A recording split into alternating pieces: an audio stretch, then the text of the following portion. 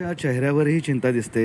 तुमच्या पतीची म्हणजे अभिजितच्या वडिलांची ही तब्येत खराब असल्याचं कळतंय. हो ना, चिंतेने मग वाटतंच ना. आता लेकरं 1.5 महिना झाला बाहेर आहेत.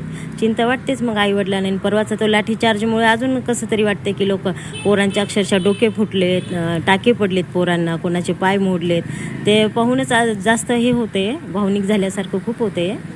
हा लाठीचार्ज पाहून अगदी वेदना झाल्या असतील ना तुम्हाला? हो हो, मी तर बघितलंच नाही त्या दिवशी. मी दुसऱ्या दिवशी बघितलं. त्या दिवशी तर आमचे प्रतिनिधी विशाल करोळे अभिजित दिपके यांच्या आईबरोबर चर्चा करता आहेत. तर लाठीचार्ज झालं, वाईट वाटलं. अभिजित दिपके यांच्या आईनं ही प्रतिक्रिया दिलेली आहे. त्यावर उतरल्याचं चित्र आपल्याला पाहायला मिळतंय. दिपके अग्रस्थानी आहे आणि आपल्यासोबत बोलण्यासाठी त्यांच्या मातोश्री, त्यांची आई आहेत. ताई, देशभरातील विद्यार्थी आता एकवटत आहे. तुमच्या मुलांना जो लढा सुरू केला तो आता स्ट्रॉंग होत चाललाय, मजबूत होत चाललाय असं चित्र दिसतं. आई म्हणून काय भूमिका आहे आपली? आई म्हणून काही नाही बाबा, लवकर लेकरांच्या मागण्या आहेत का सरकारने मान्य करावं आणि लेकरांना मोकळं करावं, बस. आई म्हणून एवढीच भावना आहे. चिंता वाटते लेकरांची. तुमच्या चेहऱ्यावरही चिंता दिसते. तुमच्या पतीची म्हणजे अभिजितच्या वडिलांची ही तब्येत खराब असल्याचं कळतंय. हो ना, चिंतेने मग वाटतंच ना. आता लेकरं 1.5 महिना झाला बाहेर आहेत. चिंता वाटतेच मग आईवडिलांना. आणि परवाचा तो लाठीचार्जमुळे अजून कसं तरी वाटते की लोक पोरांच्या अक्षरशः डोके फुटलेत, टाके पडलेत पोरांना, कोणाचे पाय मोडलेत. ते पाहूनच आज जास्त हे होते, भावनिक झाल्यासारखं खूप होते.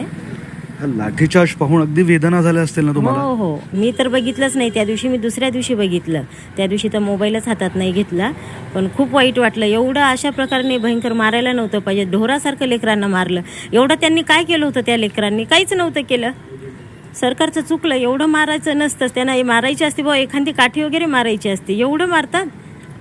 पण या आंदोलनामुळं सतत तुम्ही भीतीच्या छायेत असाल की तिथं जर काही झालं, पुन्हा लाठीचार्ज झाला तर मुलाचं, लेकराचं काय होईल? हो ना, वाटतेच ना. आता चिंता, लेकराची भीती वाटतेच ना, काय होते काय नाही म्हणून. हे असं कधी पण लाठीचार्ज वगैरे काही होतं तर मनात ते दडपण, भीती आहेच ना. पण पूर्ण देश सुद्धा त्यांच्या मागे एकवटत आहे. आता अनेक नेते तिथे गेले, महाराष्ट्रातून गेले, देशभरातील नेते येत आहे. हे पाहून थोडं सुखावंही वाटत असेल ना? हो, थोडं बरं वाटलं. शरद पवार साहेब गेले, मनोज जरांगे पाटील गेले, तर मला वाटलं बुवा त्याच्या मागे आहेत कोणीतरी चांगले भक्कम आहेत बाबा. त्या दिवशीपासून थोडंसं मनाला स्थिर वाटलं. नाही तर आधी कसं त्यांचे ते मुलंच होते ना. आणि मुलं 25-30 वर्षाच्या आतले आहेत, काही ते फार मोठे नाही आहेत. चला 40-45 वर्षाचे असते, त्यांना फार अनुभव असतात, वेगळी गोष्ट होती. तर त्यांना काहीच अनुभव नाही ना. पहिल्याच वेळेस त्यांनी आंदोलन केलं ना एवढं मोठं. एक महत्त्वाचं म्हणजे तिथे जे झालं ते सुरू आहे, मात्र सरकार अजूनही ऐकण्याच्या मनस्थितीत नाही आहे. काही उत्तर देत नाही. मध्यंतरी दिपकेच म्हणाले होते की सरकारने बोलवून फक्त टाइमपास केलाय, असं दिसतंय तुम्हाला? हो ना, आता काहीच नाही ना झालं ना. आजचा 4था दिवस आहे तरी सरकारने अजून काही निर्णय नाही घेतला. घ्यायला पाहिजेत ना लेकरांसाठी. बाकीचे सर्व सोडा, तुम्ही पण लेकरांचं तर ऐकून घ्या ना. लेकरांच्याच मतावर तुम्ही निवडून येता ना. तुम्ही लेकरांचंच ऐकत नाही. धर्मेंद्र प्रधानांचा राजीनामा व्हावा. हो, आता सर्व मुलांची इच्छा आहे तसं हो ना. लेकरही मोकळे होतात, कुठं काही प्रकारही घडणार नाहीच, काहीच नाही ना. तेवढं लेकरांचं ऐकायला पाहिजे सरकारने. सरकार दुर्लक्ष करते असं दिसतंय. हां, दुर्लक्ष होतंय ना. आता एवढ्या दिवसाचं अजिबात ऐकत नाहीयेत.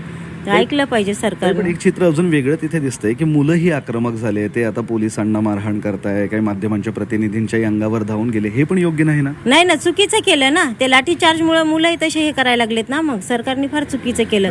लाठीचार्ज करायला नव्हता पाहिजे. चूक पहिली सरकारची झाली. हां, लाठीचार्जमुळे चूक झाली ना. लेकरांनी काय केलं होतं त्यांना?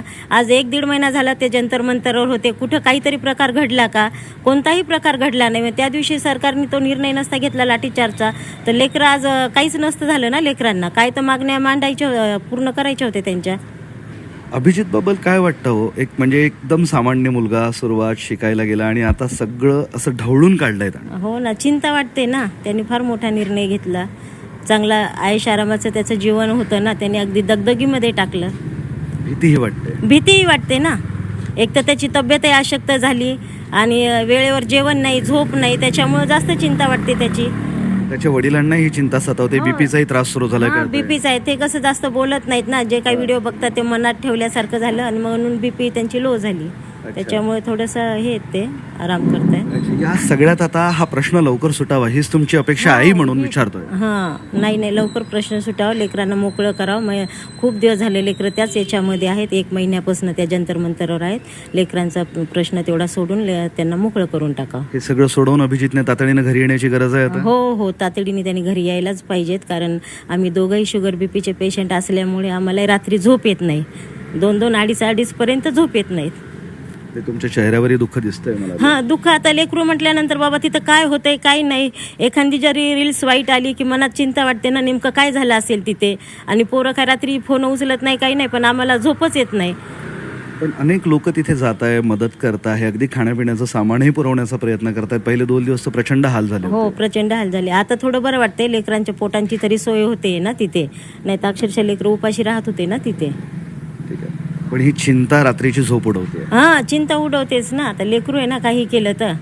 कारण 1.5 वर्षापासून तो असं आमच्यासोबत 1 महिनाही नाही राहिला. आता जो आलेला आहे 7 जूनपासून तो बाहेरच आहे, घरी नाहीच आहे वेळ त्याला. 1 तासही नाही थांबला. आणि सर्व आयुष्य आरामात होतं ना त्याचं, असं काहीच नव्हतं की त्याला कोणत्या गोष्टीची कमी होती म्हणून. पण त्यांनी हा निर्णय जर घेतला तर पोरांसाठीच घेतला ना. पण ठिकठिकाणी आता जे विद्यार्थी रस्त्यावर उतरते ते पाहून बरं वाटत असेल, कारण सगळीकडेच आंदोलनं सुरू झाली. हो, आता त्याला पाठिंबा मिळतोय तर बरं वाटायला लागलं बुवा. काहीतरी पण सरकारने पण त्यांचा आता लवकर निर्णय लावा, सगळेजण त्याला पाठिंबा देत आहेत. या अभिजित दुकेची आई आहे, त्या सांगतायत की आता लोकही रस्त्यावर उतरत आहेत, त्यामुळे बरं वाटतं. मात्र कुठेतरी चिंतासुद्धा वाटते, मुलाला तिथं काय होईल याची काळजी वाटते. त्यामुळे रात्रीची झोप उडाली आहे. त्यामुळे सरकारनं याबाबत सकारात्मक निर्णय घ्यावा आणि हे विद्यार्थी आहे यांच्यावर लाठीचार्ज करू नये, त्यांच्या मागण्या ऐकून घ्याव्या आणि त्या पूर्ण कराव्या, इतकीच त्यांची मागणी त्यांनी झी24 तासशी बोलताना व्यक्त केली आहे. व्हिडिओ जर्नलिस्ट मोहम्मद तौफिकसह मी विशाल करोळे, झी मीडिया, छत्रपती संभाजीनगर.